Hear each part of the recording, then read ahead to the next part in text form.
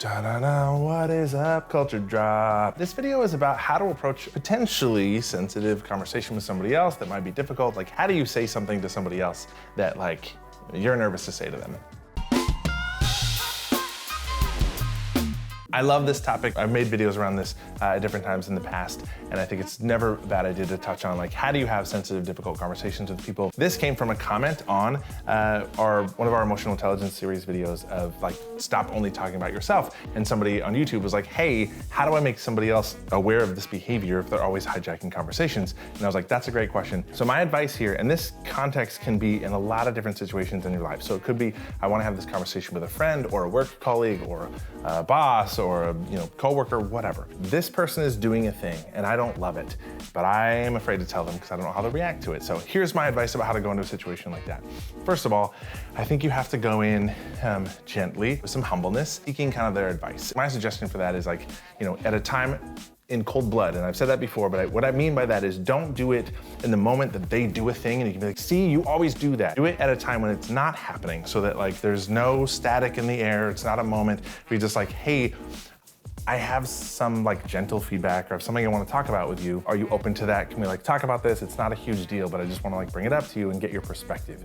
I think that part is important, is I'm asking for your perspective. As I'm framing up the conversation, I'm saying, I want to hear what you think about this thing. That can help put somebody in a less defensive space, as opposed to, like, I need to tell you about this thing that you're doing. Especially people who are not great at receiving feedback, that can automatically put them in a sort of defensive space. So saying, hey, I'd like to get your perspective. I want to share something with you. I'd like to hear your thoughts. I think that's a really gentle, nice way into something, because people listen with a different frame if they think that you're coming in for their advice versus I'm coming in to deliver this feedback to you. So I think that's a nice way to set it up. And then how I would actually deliver the meat of the conversations is to say, I'm having this observation, I'm having this experience. I don't know that you're aware of it, but I want to talk through this and sort of make you aware of it. So in that instance specifically, it was around this person sort of centering themselves in conversation. So the way I would approach it is something to the line of, I have this experience or observation where we're talking about something and I don't think you intend to do this, which I think is another important part to make, is like, hey, I don't think you're doing this on purpose. I don't think you're doing something horrific,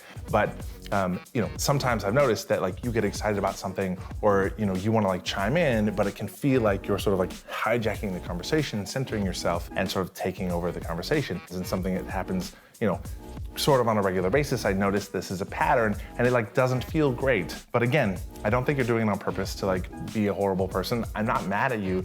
I just want to make you aware of this because the impact that it has on me is it feels like, sometimes I don't want to share things with you or whatever because I'm afraid that you will sort of hijack the conversation unintentionally. So I'd love to get your perspective, your thoughts. How do you feel about that? Again, I'm not, like, accusing you of being a horrible person, but this experience doesn't feel great to me when that happens. And I just want to make you aware of it and then get your kind of perspective so we can talk about this. I think that whatever the topic is, that's kind of a gentle way into it. Ultimately, some people are massively defensive about any kind of feedback. They will blow up and freak out. I think this gives you the best chance of having them sort of receive it in a gentle way by sort of reinforcing that you're not mad at them. It's not a huge deal, but you're having this experience or observation. You want to make them aware of it. I think something else is important to frame up and say is that, like, our relationship matters to me. The reason I'm bringing this up to you is because it bothers me when it happens, but I want us to have a good working relationship. I want us to have a positive, like, friendship or whatever it is. That's why I'm here, to just sort of, like, smooth that out, make you aware of it, and just, like, talk through this together as a kind of collaborative thing to be like, hey, because if you were having that experience of me, I would want to know about it. I would want you to come and say, hey, Galen, this thing that you do doesn't feel great. You may not be aware of it. I don't think you're doing it maliciously as a horrible person, but I want to make you aware of it. And I would want you to feel free, like, you could share that with me if you were having an experience that didn't feel great. And, like, I'm hoping that you feel the same way because, like I said, our relationship matters and I want to kind of talk through this. So that's how I would approach that situation in a gentle way, in a sort of that puts that person not in a defensive space, that could be proactive, invite some conversation and perspective on their part. And hopefully through that, you can smooth things out, navigate it. But I think that's some language is some sort of a way to approach that can be more effective than, like, hey, you do this thing and I hate it, which can blow things up. So cool, those are my thoughts. I hope that's helpful. Go be awesome.